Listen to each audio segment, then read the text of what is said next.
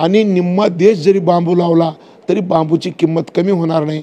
का तर आता सगळे थर्मल केंद्र सरकारने निर्णय केले 10% बायोमासवर चालवायचं, 90% दगडी कोळसा आणि 10% बांबू घालून आता थर्मल चालणार आहेत.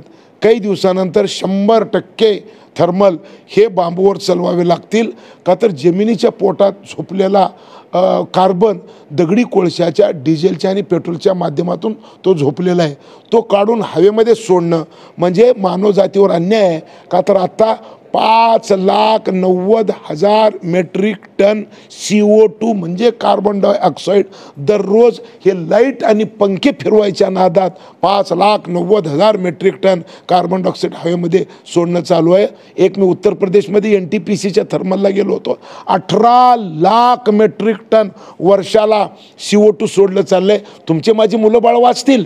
तुमचे माझे मुलं बाळ वाचवायचं असेल तर जमिनीच्या पोटातलं डिझेल, पेट्रोल आणि कोळसा जाळणं बंद करावं लागणार आहे आणि पृथ्वीच्या पाठीवर म्हणजे पोटातलं बंद करावं लागणार आहे, पाठीपासून सुरू करावं लागणार आहे आणि पाठीवर बांबू लावावं लागणार आहे. रोज 2 फूट वाढणारं बांबू, जगात अधिक 30% कार्बन खाणारं बांबू.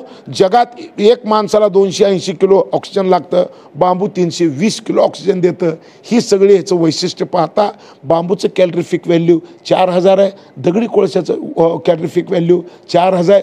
दगडी कोळशाचं उष्मांक आणि बांबूचं उष्मांक एक असल्यामुळं आता दगडी कोळशाची गरज बांबूपासून पूर्ण होणार आहे. पाशाभाई, एक विचारायचं आहे की बांबूपासून इथेनॉल निर्मिती हे कृषी अर्थव्यवस्थेला कशी चालना देणार असणार आहे?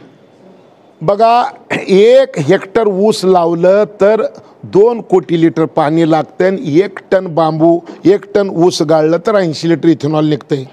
1 हेक्टर बांबू लावलं तर 20 लाख लिटर पाणी लागतंय आणि 1 टन बांबू गाळलं तर 400 लिटर इथेनॉल निघतंय. आणि म्हणून आपल्या देशाला 8.5 लाख कोटी रुपयाचं डिझेल, पेट्रोल आयात करावं लागतंय.